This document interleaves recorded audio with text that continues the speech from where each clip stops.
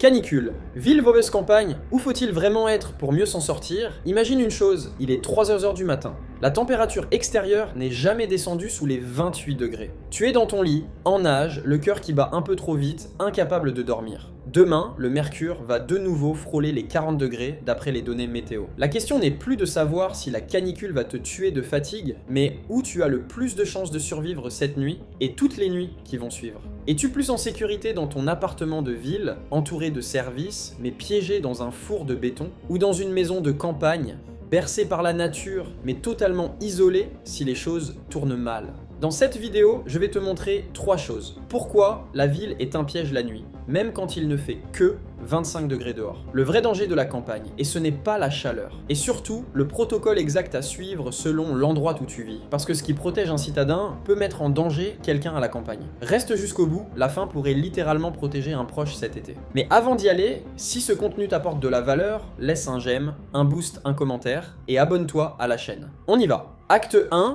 le piège du béton. Commençons par le terrain le plus sournois lors d'une canicule, la ville. On a souvent l'impression qu'en ville, on est protégé. Le supermarché au coin de la rue, l'hôpital à 10 minutes, les parcs pour se mettre au vert. C'est une fausse sécurité. Ce phénomène a un nom scientifique, l'îlot de chaleur urbain. Le mécanisme est simple. Le béton, le bitume et le verre des immeubles absorbent l'énergie solaire toute la journée, comme des éponges à chaleur. La surface du bitume peut atteindre des températures largement supérieures à celles de l'air ambiant. Mais le vrai problème, c'est la nuit. Selon Météo France, l'écart de température entre les villes et leur périphérie rurale peut atteindre jusqu'à plus 6,4 degrés. Celsius à Paris, plus 5,6 degrés Celsius à Grenoble ou plus 4,6 degrés Celsius à Lyon après une journée d'été fortement ensoleillée, un écart encore amplifié pendant les épisodes caniculaires. Et à Paris, la différence peut parfois dépasser 10 degrés Celsius avec un record de 11,4 degrés Celsius mesuré le 30 septembre 1997. Le pic de cet écart se situe entre 4h et 6h du matin, l'heure où la campagne a déjà eu le temps de se refroidir alors que la ville retient encore toute la chaleur emmagasinée.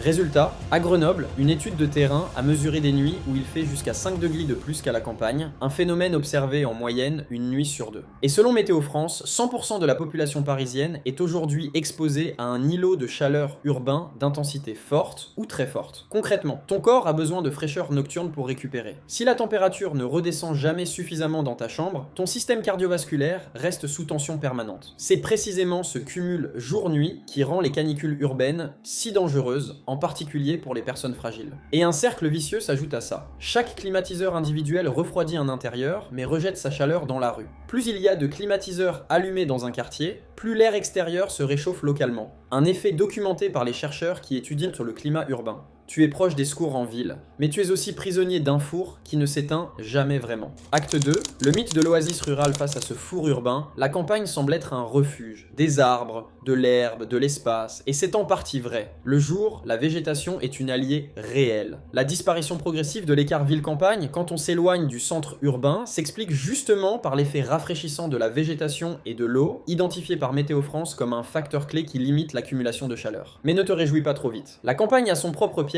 plus discret, mais tout aussi sérieux. D'abord, l'exposition professionnelle. On imagine la chaleur comme un problème de citadins enfermés sans clim. Pas toujours. Selon l'enquête Sumer, plus de 3 500 000 de salariés en France travaillent à l'extérieur, exposés aux intempéries agriculteurs, éleveurs, maraîchers, forestiers, ouvriers, du BTP.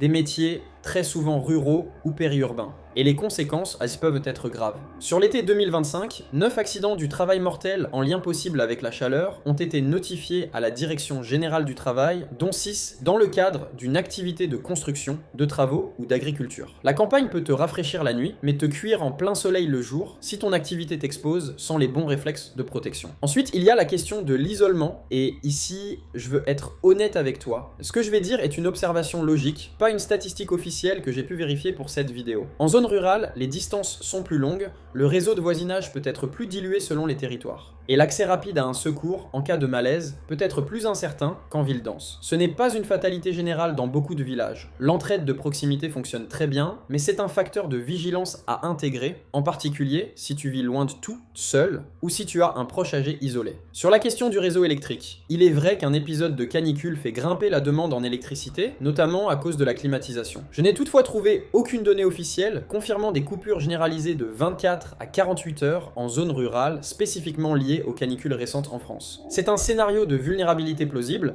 pas un fait établi. Ce qui est certain, en revanche, c'est que si une panne survient, la remise en service peut être plus longue dans les zones rurales isolées que dans les zones urbaines denses, ne serait-ce que pour des raisons de distance d'intervention. Acte 3, le duel des protocoles. Alors, qui gagne? Ni l'un ni l'autre. Le vrai perdant, c'est celui qui applique la mauvaise stratégie au mauvais endroit. Voici les protocoles concrets à adapter selon ton territoire. Protocole numéro 1, rafraîchir son habitat sans climatisation. En ville, oublie l'idée d'ouvrir grand les fenêtres en journée. L'air extérieur est souvent plus chaud que l'air intérieur. Ton mot d'ordre, c'est le confinement thermique. Ferme volets, fenêtres, tire les rideaux. Puis, dès que la température extérieure repasse sous celle de l'intérieur, souvent entre 4h et 7h du matin, comme on l'a vu, ouvre en grand sur deux façades opposées pour créer un courant d'air traversant. Une serviette mouillée devant un ventilateur amplifie l'effet. Encore plus radical, place des bouteilles d'eau congelées ou un grand bol de glaçons juste derrière le ventilateur. L'air chaud passe sur la glace et tu recrées une vraie clim à évaporation pour 0€.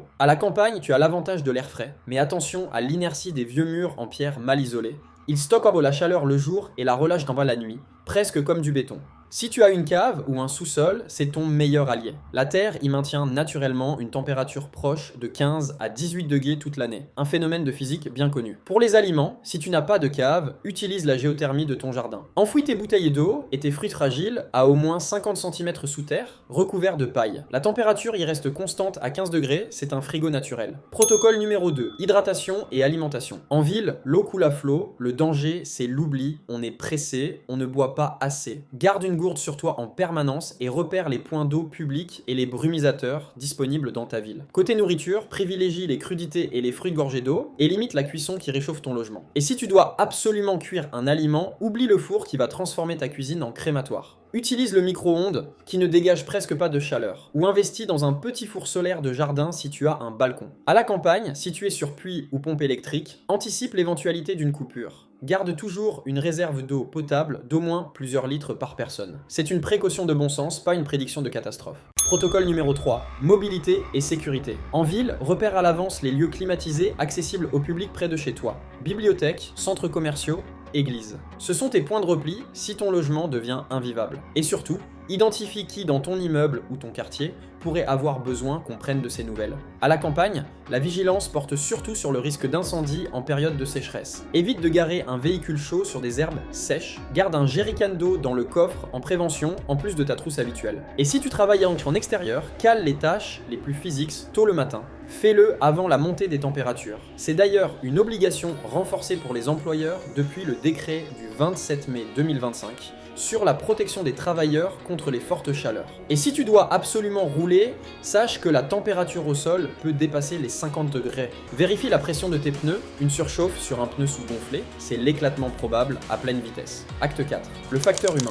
Au-delà du béton et des champs, il y a un facteur que les degrés Celsius ne montrent pas, le lien social. La canicule d'août 2003 en France a marqué les esprits pour une raison précise. Selon l'estimation de référence établie par l'INSERM, cette vague de chaleur aurait entraîné environ 15 000 décès en excès en France entre le 1er et le 20 août 2003. Un bilan revu ensuite à la hausse par certaines analyses ultérieures. Une part importante de ces décès concernait des personnes âgées, souvent isolées, décédées à leur domicile sans que personne n'ait pu intervenir à temps. Cette tragédie nous a appris quelque chose d'essentiel. La ville t'offre des services, mais si personne ne frappe à ta porte, ces services ne servent à rien. À la campagne, la distance physique est un obstacle réel, mais le lien de proximité quand il existe peut agir comme un véritable filet de sécurité. Dans les deux cas, la conclusion est la même. Ton meilleur système de protection, ce n'est pas ton lieu de vie. C'est la personne qui va penser à prendre de tes nouvelles pendant les jours les plus chauds. Alors, ville ou campagne, où faut-il vraiment être? La réponse honnête, ni l'un ni l'autre, si tu n'es pas préparé.